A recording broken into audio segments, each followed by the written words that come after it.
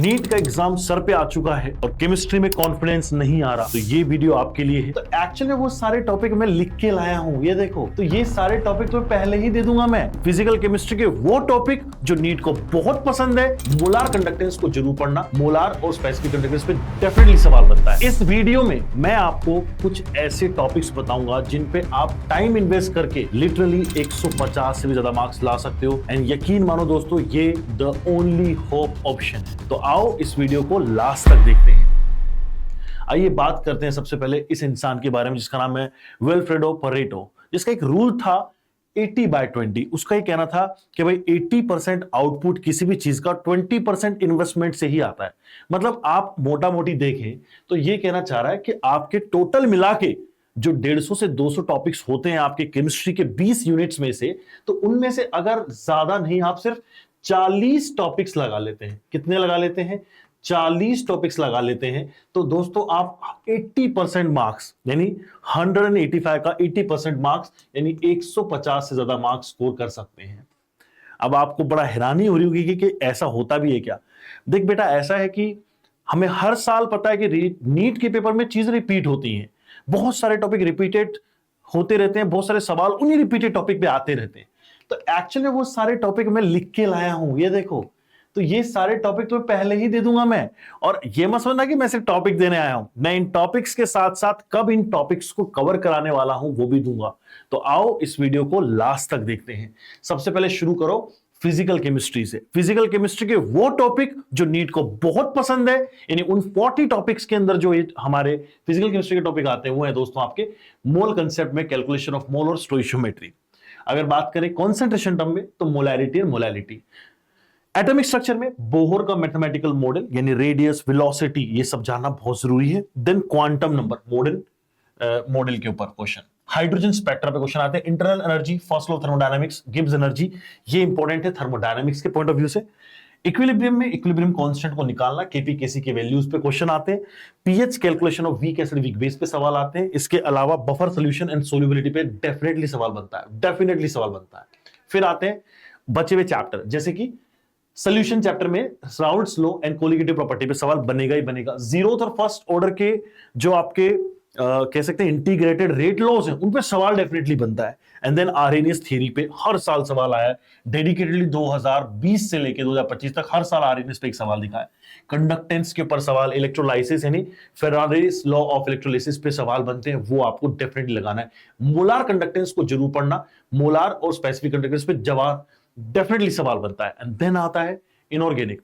अब देखो इनऑर्गेनिक के अंदर डेफिनेटली वही 2-4 टॉपिक घूम फिर के आते हैं। पीरियोडिक टेबल की बात करोगे तो एटॉमिक रेडियस, आयनाइजेशन पे बनता है क्वेश्चन। केमिकल बॉन्डिंग में जाओगे तो वीएससीपीआर, हाइब्रिडाइजेशन, मॉलिक्यूलर ऑर्बिटल थ्योरी के ऊपर सवाल बनता है।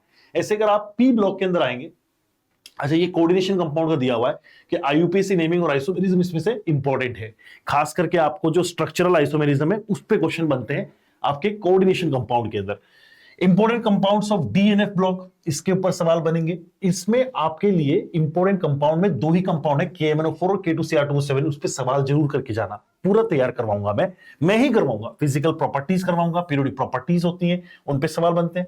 Test of acidic and basic radical, ये आपका हो गया इनऑर्गेनिक प्रैक्टिकल केमिस्ट्री से।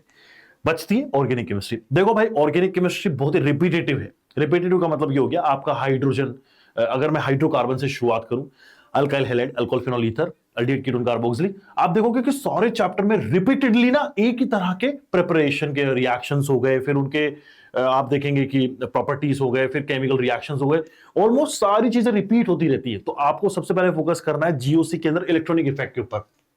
इसमें आपके जो रिएक्शन इंटरमीडिएट है जैसे कार्बोकेटाइन, कार्बोनाइन, वो भी मैं कवर करा दूंगा।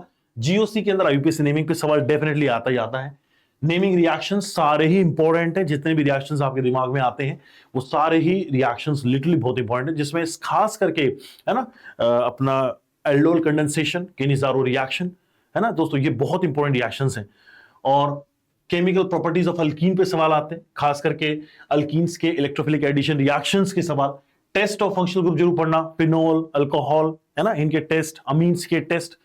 SN1 SN2 E2 E1 पे सवाल नहीं आते, SN1 SN2 E2 पे फोकस करना। ओजोनोलाइसिस और addition of HBr on alkene बहुत इंपॉर्टेंट है।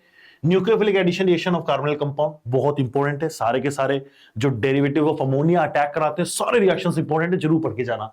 And then test of amines जरूर आएंगे, 1 डिग्री, सेकेंडरी, टर्शरी, है ना, हिंसबर्ग टेस्ट है आपका, कार्बिलमिन टेस्ट है आपका, सवाल डेफिनेटली बनेगा। और अगर मैं बात करूं कार्बोहाइड्रेट्स की और प्रोटीन्स की, यानी हमारे बायोमोलिक्यूल चैप्टर में ये दो चीजें बहुत इंपॉर्टेंट है, अमीनो एसिड और दूसरा आपका कार्बोहाइड्रेट, जिसमें कार्बोहाइड्रेट का सबसे ज्यादा चांस है पूछे जाने का, खास करके जो लिंकेज पूछे जाते हैं आपके डाइसैकेराइड के, वो हाईली इंपॉर्टेंट है। अब आप सोचोगे कि क्या मैं सिर्फ यहां पर टॉपिक बताने आया हूं? नहीं बेटा, ये टॉपिक्स पूरा पीडीएफ मैं डेफिनेटली आपसे शेयर कर दूंगा। आपसे मेरी एक छोटी सी रिक्वेस्ट है बच्चों, इस वीडियो के डिस्क्रिप्शन में मैंने एक गूगल फॉर्म का लिंक दिया है ताकि मैं आप सब लोगों को पर्सनली मॉनिटर कर सकूं। मैं आपको एब्सोल्युटली फ्रीली ये सारे के सारे टॉपिक अगले वीक यानी कि मंडे से शुरू करवा रहा हूं। मंडे से फ्राइडे को मैं लगातार एक वीक आपको ये पढ़ाने वाला हूं। डेट्स आपके सामने स्क्रीन पे आ चुकी हैं, ये टाइम टेबल आपका फॉलो होगा। इस टाइम टेबल को मैंडेटरी फॉलो करना मेरे साथ, लेकिन इस गूगल फॉर्म का लिंक जरूर भर दो ताकि मैं आप लोगों से जुड़ सकूं, आपके रेस्पॉन्सेज मेरे पास आ सकें और हम लोग आपको पर्सनली मॉनिटर कर सके।